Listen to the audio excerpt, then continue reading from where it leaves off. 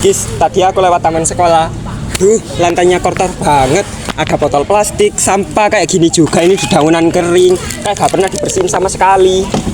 Iya, aku juga lihat. Padahal kan taman sekolah itu tempat kita untuk istirahat. Kalau kotor, siapa juga yang betah? Menurutku, kita harus turun tangan sih. Gak cuma ngeluh aja.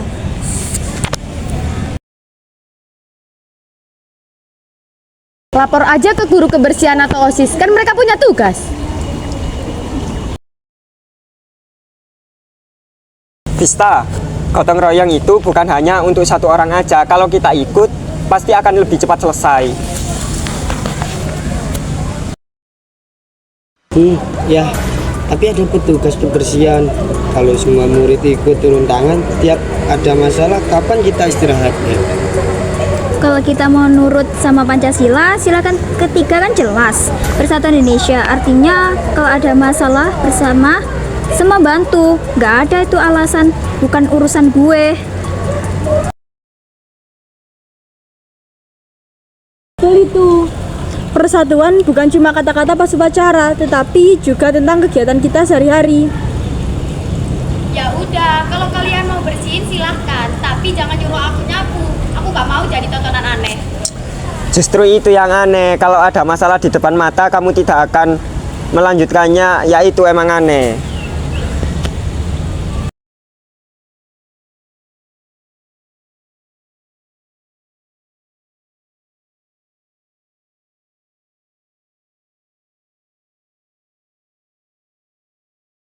Ada yang lihat earphone aku nggak? Enggak, emang kenapa? Nggak tahu, tiba-tiba hilang. Padahal baru beli. Ya ampun, mungkin ketinggalan di kelas. Ya udah, beresin taman yuk.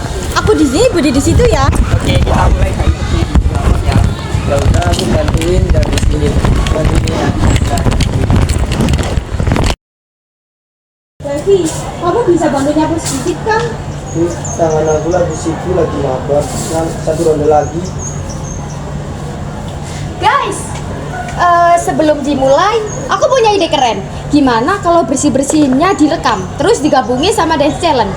Vista, ini bukan hiburan. Kita niat mau bersihin. Justru itu, biar kita seru, semua orang termotivasi. Halo guys, sekarang kita lagi bersih-bersih nih. Nah, di sini tuh ada Budi, ada Bilkis, kita bersih-bersih tanaman.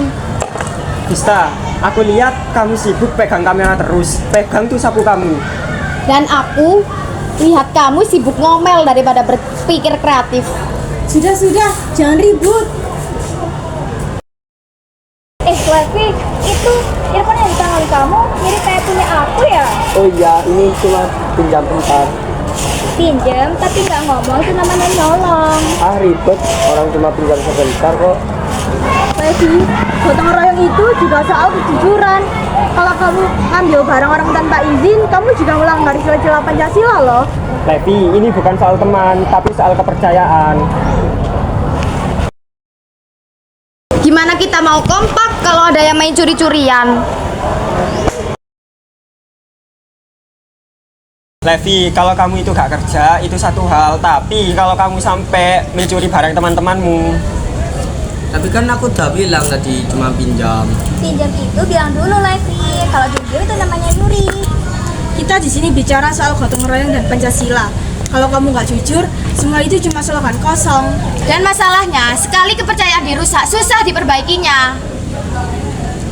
Oke, maaf, aku ngaku salah. Aku tadi tidak mikir panjang. Aku hargai, kamu mau ngaku. Kita lanjut kerja lagi, tapi nggak ada lagi yang kayak gini ya. Oke, setuju. Kita selesain bareng-bareng ya. Dan cuman tidak ada yang jadi penonton. Dan kalau mau kita gabungin kerja nyata sama ide kreatif, biar kesannya makin kuat. Asal tujuannya jelas, aku setuju. Oke, aku setuju. Tapi aku biar adil, aku bagian megang kamera, biar tampil di belakang kamera bukan di depan kamera. Yang ini simbol bersatu, yang ini simbol hati, dan yang ini simbol lingkungan.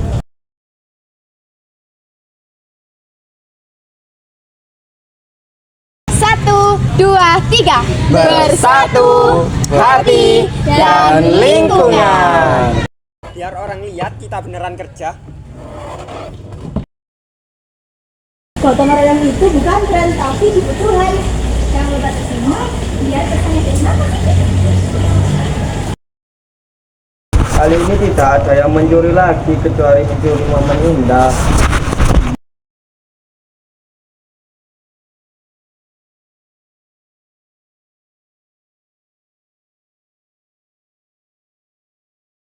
Kalian lihat kan? Dengan bersatu dan saling percaya, kita bisa bikin sesuatu yang bermanfaat. Gak cuma ngomong, tapi dibuktikan lewat aksi. Yang penting semuanya ikut kerja.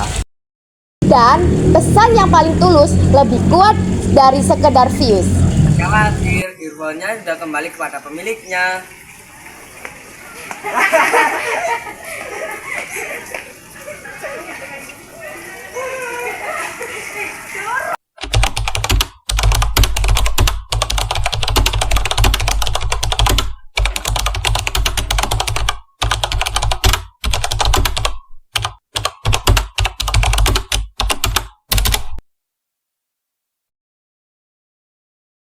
Assalamualaikum warahmatullahi wabarakatuh. Di kesempatan kali ini kami dari kelompok 7 akan mewawancarai narasumber kami mengenai Pancasila di era globalisasi. Di sini kami dari kelompok 7 akan mewawancarai salah satu narasumber kita tentang bagaimana Pancasila dalam kehidupan globalisasi. Sebelumnya perkenalkan rekan saya yang bernama. Nama saya Fisa Rizky Maulidia, absen 11. Sama saya Aulia Detis Maulida, absen 5. Nama saya Frida Nadia Oktaviani, absen 12. Nama saya Muhammad Budi Setiawan, absen 23. Saya Reza Balevi, absen 30. Di sini saya akan mewawancarai tentang yang pertama, bagaimana nilai-nilai Pancasila dapat membantu Indonesia dalam menghadapi tantangan globalisasi seperti masuknya budaya asing. Baik, saya akan menjawab pertanyaan dari kalian. Yang pertama, bagaimana nilai-nilai Pancasila dapat membantu Indonesia dalam menghadapi tantangan globalisasi seperti masuknya budaya asing. Sebagai pedoman, jadi Pancasila itu adalah sebagai pedoman dalam kita berkehidupan. Yang kedua, menumbuhkan rasa nasionalisme, di mana Pancasila itu sebagai dasar negara yang harus ditanamkan sejak dini. Berkaitan dengan budaya asing yang masuk, jadi kita bisa menangkal atau paling tidak ada filter budaya yang mana yang cocok dengan nilai-nilai budaya timur seperti Indonesia, contoh seperti seks bebas. Di luar negeri itu banyak kejadian yang itu hal yang lumrah, sedangkan di budaya timur seks bebas itu merupakan aib bagi keluarga. Jadi kita harus menangkal itu sebagai antisipasi masuknya budaya asing. Tidak semuanya bagus, tapi ada beberapa budaya yang memang tidak cocok dengan pedoman kita, yaitu Pancasila. Mungkin itu jawaban dari kami. Baik, selanjutnya ada pertanyaan lagi yang nomor 2. Bagaimana dalam menghadapi masalah-masalah besar dunia seperti perang antar negara atau kondisi ekonomi yang tidak adil, bagaimana Pancasila bisa kita pakai sebagai panduan? Baik, pertanyaan yang bagus. Contoh sekarang ini kejadian di luar negeri yang mana Indonesia banyak membantu negara-negara yang bertikai. Semisal perang antara Palestina dan Israel atau Ukraina melawan Rusia. Indonesia adalah negara non-blok, tidak memihak satu sisi, tapi Indonesia sebagai penengah saja atau memberi bantuan kemanusiaan, tidak ikut membantu perang. Itu kan mengikuti Pancasila sila kelima, keadilan bagi seluruh rakyat Indonesia. Jadi kita terapkan di luar negeri. Kalau semisal ada pertikaian, berarti pihak Indonesia memberi bantuan semisal pasukan perdamaian yang mana tugasnya hanya tidak ada perselisih paham antara kedua belah pihak. Mungkin itu jawaban dari kami.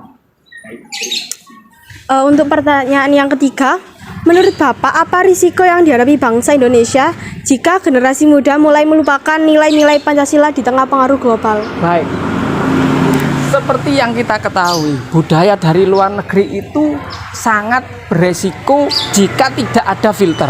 Filternya yaitu Pancasila, yang mana Pancasila ini sebagai pedoman kita. Jika semuanya dimasukkan tanpa ada filter, otomatis ya seperti kita lihat sendiri di kehidupan saat ini, banyak anak seusia kalian itu banyak yang mengalami bunuh diri, stres, depresi. Karena apa? Tidak ada ikatan batin dengan agama. Yang pertama kita tanamkan adalah agama. Lah Pancasila, sila pertama kan ketuhanan yang Maha Esa. Berarti ditanamkan mulai sejak dini nilai-nilai tersebut, biar kedepannya jika ada budaya asing yang tidak sesuai, dia bisa menangkal. Jika tidak ada pedomannya, otomatis semuanya akan kacau balau. Sedangkan media atau budaya dari asing itu tidak sesuai dengan, hampir kebanyakan tidak sesuai dengan norma yang ada di budaya timur. Jadi kita terapkan lagi bahwa di awal-awal kalian belajar, yang pertama adalah Pancasila utama, untuk menangkal semua kegiatan yang radikal. Contoh, sekarang banyak kegiatan liberal yang masuk ke Indonesia. Jika tidak diisi dengan Pancasila, otomatis kalian akan mengikuti secara perlahan kegiatan yang memberontak atau intinya merusak tatanan kehidupan warga negara. Mungkin itu saja dari kami. Baik, itulah persembahan dari kelompok kami. Kurang lebihnya mohon maaf, dan terima kasih juga untuk Bapak telah menjawab pertanyaan dari Sama-sama. kami. Cukup itu saja, terima kasih. Wassalamualaikum warahmatullahi wabarakatuh. Waalaikumsalam warahmatullahi wabarakatuh.